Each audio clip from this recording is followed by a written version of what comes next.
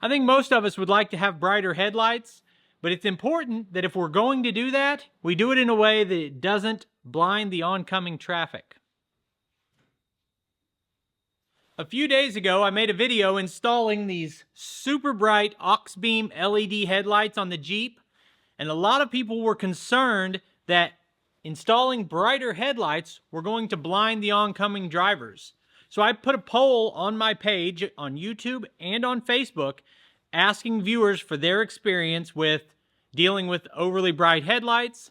And then I spent the next few days doing my research on what lights cause a problem for the oncoming drivers and what you can do to prevent it. So in this video, I'm going to address those topics, and we're going to aim the headlights on this Jeep to make sure that I'm not creating a dangerous situation for other drivers. There's about 100 videos, if not more than that, already on YouTube telling you how to aim headlights. And I watched about 10 of them to make sure I wasn't going to miss anything when I talked today. And the truth is, to me, all those videos were way too drawn out. To the way they talked about aiming these headlights, they act like it was rocket science. So I'm going to really simplify that part of it.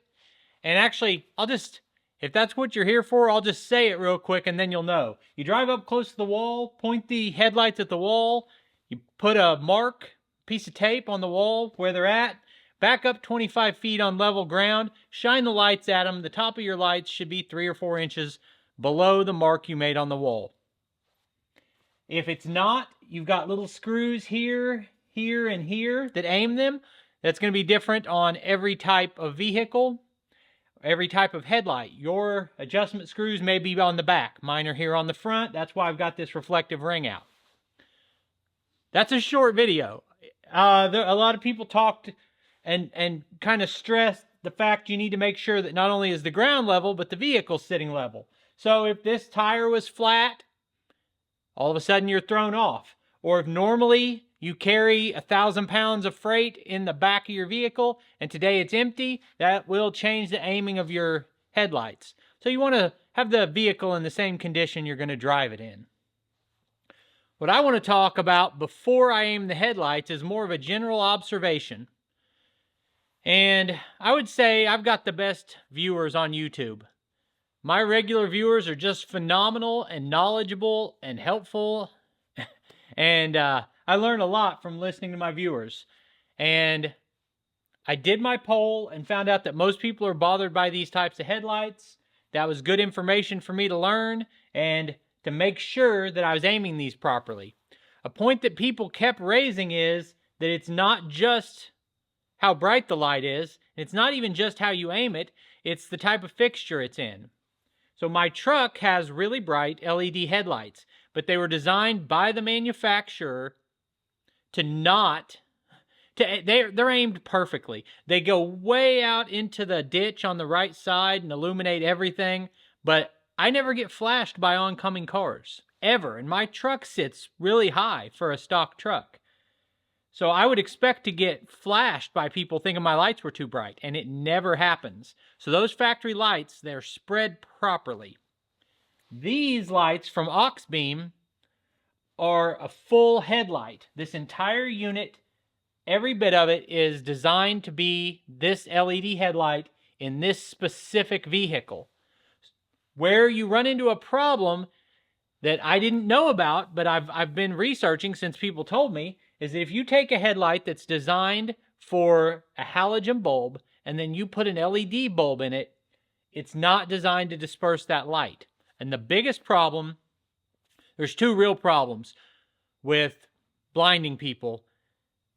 One is not aiming your headlights after you change them. The second is putting a bulb into a fixture that it doesn't belong in. So those are a couple of important points to keep in mind. And then the third thing, a lot of people were talking about people shine their brights on them. I don't notice that, but that's just my personal experience, and that's going to vary from person to person. There was another conversation I wanted to have about the way every single video tells you to aim these lights. And every video tells you exactly the same thing, and it confuses me a little bit. So I've already told you how we're going to do this. We're going to turn these on and make sure they hit a mark that's even with this center of this headlight and then come down a few inches. So you want your headlights to shine at 25 feet, 4 inches lower than where they set on your vehicle. But the conversation that confuses me is people say, when you raise your vehicle, if I put a 6-inch lift on this, now my headlights are up here. Or it goes from here up to here. And now, to the car over there, my lights are higher. So it seems like to me, there should be kind of a set point that everyone's lights point at. And I guess the downside to that, if you raise your vehicle and then aim your lights down a little bit, you can't see out as far. But to me, if my vehicle sits really high, I'm going to aim down a little bit from where this test tells you on the marks. That's just my thoughts on it. Let's get these checked and set up and make sure they're right, and then we'll get some final thoughts. All right, so we've got the shop lights off. We've got the headlights on.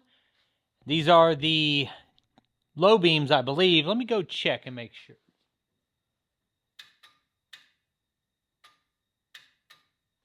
Yeah, these are definitely the low beams, so let's see where we're at.